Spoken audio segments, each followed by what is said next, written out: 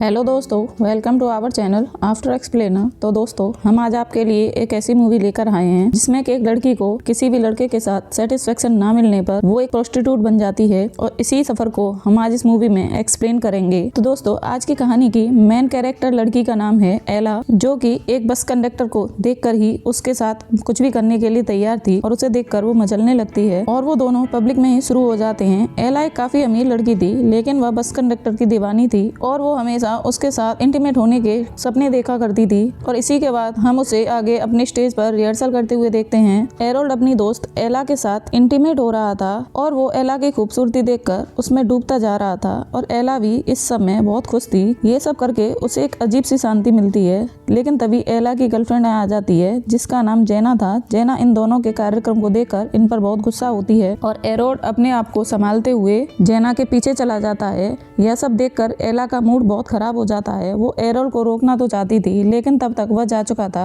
एला के यहाँ सारे स्टूडेंट के सामने बहुत बेइज्जती होती है क्योंकि वो एरोल्ड के पीछे पीछे यहाँ तक आ गई थी। और दोस्तों, ये तो थी एला की स्कूल लाइफ और अब हम एला के उस सीन को देखते हैं जहाँ एला अपनी लाइफ में आगे बढ़ चुकी है और एक सक्सेसफुल वेडिंग प्लानर बन चुकी है और साथ ही साथ उसने अपनी बहन के साथ मिलकर एक रेस्टोरेंट भी खोल लिया था। एला काफी सक्सेसफुल थी, लेकिन अभी भी उसकी लाइफ में प्यार की कमी थी। इसके बाद एला रॉबर्ट नाम के वर्कर को सेड्यूस करके रात में उसके साथ गेम खेलती है, लेकिन ऐसा करके एला को मजा नहीं आता क्योंकि रॉबर्ट अपने हिसाब से सब कुछ कर रहा था। जब इनका कार्यक्रम खत्म हो जाता है तब एला दुखी मन से सारी बातें अपनी बहन को बताती है। तब उसकी बहन उसे एक एडवाइस देती है कि क्यों ना तुम अपने टाइप के लड़के को सिलेक्ट करो। एला को जब कोई संतुष्टि नहीं मिलती तब वो खिलौनों का इस्तेमाल करती है, जिस वजह से वो काफी लेट सोती है और सुबह उठ नहीं पाती और अब ऑफिस जाने में काफी देर हो जाती है और फिर उसे अब कोई कैब नहीं मिल रही थी। इसके बाद वह मजबूरी में बस में चढ़ती है और ये एला का बस में वही सीन था जो दोस्तों हमने आपको स्टार्टिंग में दिखाया था। तो अब आगे की कहानी शुरू करते हैं और इस बस में काफी भीड़ होती है, लेकिन एला जब यहाँ चढ़ती है तब वो बस कंडक्टर रोको से मिलती है। रोको को देखकर एला उसकी तरफ अट्रैक्ट होने लगती है। जब रोको से टिकट देने के लिए उसके पास आता है तब वह बस में इतनी भीड़ थी कि वो भीड़ इन दोनों को धक्का देकर बहुत पास कर देती है। अब एला रोको की स्मेल करती है और वह उसकी खुशबू पाकर उसकी तरफ और भी ज्यादा अट्रैक्ट हो जाती है। इसके बाद क्या, एला ने टिकट लेकर अपने सीने को रोको की तरफ बिल्कुल सटा दिया था और अब रोको को उसकी ब्रेस्ट बिल्कुल महसूस हो रहे थे। रोको को एला का यह अंदाज बहुत पसंद आता है। इन दोनों के बीच में वह सब कुछ हो ही रहा था, तभी एला का स्टॉप आ जाता है। एला जब अपने घर वापस आती है, घर वापस आने के बाद रोको के साथ बिताए हुए पल उसे याद आने लगते हैं और वो फिर से बेचैन होने लगती है। अगली सुबह मीसा एला को देखती है और वो उसकी खुशी का राज पूछती है। तब एला कहती है कि उसे कल पहली बार इतना अच्छा लगा। वो रोको के बारे में सब कुछ मीसा को बताती है। तब मीसा उसे रोको को ढूंढने की सलाह देती है। इसलिए आज भी एला बस से ही ऑफिस जाने का फैसला करती है, लेकिन उसकी किस्मत बहुत अच्छी नहीं थी क्योंकि आज रोको की जगह कोई दूसरा बस कंडक्टर आया था, जिससे एला को यह पता चलता है कि रोको अपने घर गया है। वहीं दूसरी ओर हम रोको को उसके घर पर देखते हैं। यहाँ आकर वह अपनी बेटी माया और पत्नी कैथरीन से मिलता है। रोको और कैथरीन घर से बाहर रहते हैं और इन दोनों की बेटी होने के बाद भी इन दोनों ने अभी तक शादी नहीं की। रोको अपनी बेटी से बहुत प्यार करता था, लेकिन कैथरीन उससे उतना भाव नहीं देती थी क्योंकि वह अच्छे पैसे नहीं कमाता था। यहीं पर हम लोग सैम के बारे में जानते हैं, जो कि रोको का कजन था और वो कैथरीन की हेल्प करता है। रात में जब कैथरीन सो रही थी तब रोको उसके पास आने की कोशिश करता है, लेकिन कैथरीन उसे भाव नहीं देती। इसके बाद रोको अपनी उंगलियों का कमाल दिखाता है, जिसके बाद कैथरीन सेड्यूस हो जाती है और रोको के साथ इंटीमेट होने लगती है। इधर एला लगातार बस से सफर कर रही थी, यह सोचकर कि एक दिन उसकी मुलाकात फिर से रोको से हो जाएगी। सफर करते हुए उसे एक दिन रोको मिल जाता है। जैसे ही एला को मौका मिलता है, वो रोको को अपनी तरफ सेड्यूस करके अट्रैक्ट करती है, उसे टेस्ट करने लगती है। अब धीरे धीरे उसका भी मूड बन चुका था। इसके बाद वो अपनी उंगलियों को एला के ऊपर धीरे धीरे सहलाते हुए घुमाता है और इंटीमेट होने के बाद जब रोको बस स्टैंड आता है तब वो अपने मालिक से कुछ पैसे एडवांस मांगता है, लेकिन उसका बॉस उसे पैसे देने से मना कर देता है। घर आने के बाद रोको और कैथरीन की लड़ाई होती है। इसके बाद रोको अपने काम के लिए शहर आता है। जब सारे बस ड्राइवर एक जगह जमा होकर पत्ते खेल रहे थे, तभी एला रोको से मिलने यहाँ आ जाती है और वो इस वक्त बहुत ही सुंदर रेड ड्रेस पहनकर आई थी। वो रोको को अपने पास बुलाती है। इसके बाद रोको उसे लेकर दो बसों के बीच में जाता है। ये दोनों यहाँ पर बातें करते हैं, लेकिन जब इन दोनों से कंट्रोल नहीं होता तब ये लोग यहीं पर शुरू हो जाते हैं। तभी इन दोनों को किसी की आवाज सुनाई देती है, इसलिए वो बस के अंदर चले जाते हैं। इसके बाद रोका बस के अंदर जाकर गाड़ी को 5वें गियर में लगाकर आकर एला के साथ इंटीमेट होता है। वो एला को यहाँ पर कई बार मंजिल तक पहुँचाता है। सुबह में ब्रेकफास्ट बनाते हुए एला अपनी सारी स्टोरी मीसा को बताती है। एला को बहुत खुश देखकर मीसा उसे रोको के साथ रिलेशनशिप में आने के लिए कहती है। एला भी अब यही चाहती थी, इसलिए वो रोको के साथ रेस्टोरेंट में मिलने के लिए जाती है। यहाँ रोको एला को सब कुछ बताता है। वो कहता है कि वह अपनी गर्लफ्रेंड के साथ लिव इन में रहता है और उन दोनों की 8 साल की बेटी भी है। यह सुनकर एला काफी शौक थी। रोको अब यह सब खत्म करना चाहता था, इसलिए वो इन सभी रिलेशंस को तोड़कर जाने लगता है, लेकिन एला उसका पीछा करती है और एक खाली सड़क में कोने में जाकर उसके साथ चिपक जाती है। रोको भी खुद पर काबू नहीं कर पाता और उसके साथ वही इंटीमेट होने लगता है। रोको के इस परफॉर्मेंस के बाद एला बहुत खुश थी, इसलिए रोको अब एला के साथ उसके घर पर शिफ्ट हो जाता है। एला जब ऑफिस से घर आती है तब रोको उसके लिए चिकन सूप बनाकर रखता है और वो अपने हाथों से उसे खिलाता है। खाना खाने के बाद रोको अपनी जगह इस्तेमाल करते हुए एला को सेड्यूस करता है। कुछ देर बाद ये लोग लॉन्ग ड्राइव पर जाते हैं और बीच रास्ते में ही एला का मूड बन जाता है। इसके बाद उसने रोको की उंगलियों को पकड़कर अपने पेट पर घुमाया। कुछ देर बाद यह लोग घर आते हैं। रोको यहाँ पर फिर से एला के साथ इंटीमेट होता है। एला अब रोको के साथ बहुत खुश थी, इसलिए वो रोको को एक महंगी घड़ी गिफ्ट करती है। इस गिफ्ट को देखते हुए रोको से यह सब बोलती है कि वह हमेशा के लिए उसके साथ रह सकता है। अगर वह उसके साथ रहता है तो वह उसे पैसे भी देगी, लेकिन रोको यहाँ पैसे लेने से साफ मना कर देता है और रोको की यह बात एला को बहुत पसंद आती है। अगली बार जब एला मीसा से मिलती है तब फिर से मीसा